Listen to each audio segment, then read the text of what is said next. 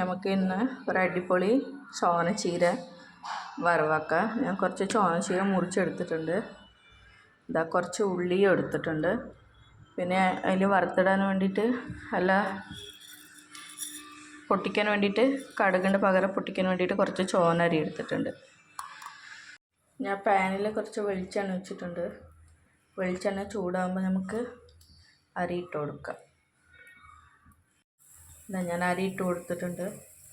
അത് പൊട്ടി വരട്ടെ.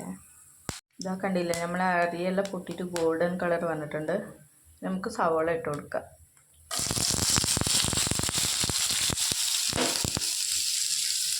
കണ്ടില്ലേ, ഞാൻ സവോള ഇട്ടിട്ടുണ്ട്. നമുക്ക് നന്നായിട്ട് വഴറ്റി കൊടുക്കാം. സവോളേൻ്റെ പച്ചക്കുത്ത് മാറട്ടെ. ഇതാ ഞാൻ കുറച്ച് ഉപ്പിട്ടിട്ടുണ്ട്. ഉപ്പിട്ട് നന്നായിട്ട് വഴറ്റി കൊടുക്കാം.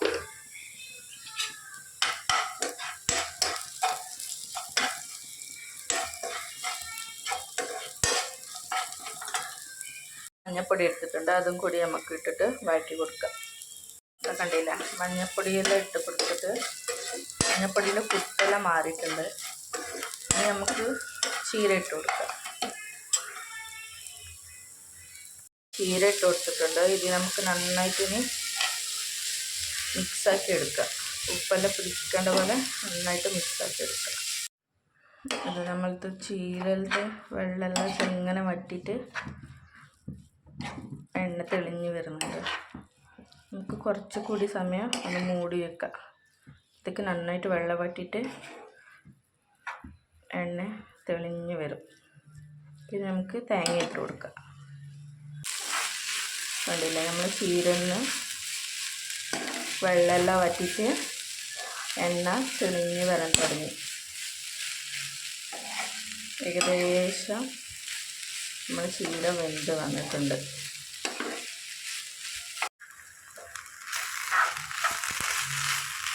കണ്ടില്ല, നമ്മൾ ചീരെല്ലാം നന്നായിട്ട് വെള്ളം തെളിഞ്ഞിട്ട് ആയിട്ടുണ്ട്. നമുക്കിതിലേക്ക് തേങ്ങ ചേർത്ത് കൊടുക്കാം.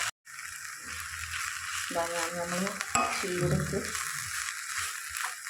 വറവിന് തേങ്ങ ചേർത്ത് കൊടുത്തിട്ടുണ്ട്. നമ്മൾ അടിപൊളി ചീര വറവ് റെഡി ആയിട്ടുണ്ട്. ഇനി നമുക്ക് ഇത് സെർവ് ചെയ്യാം.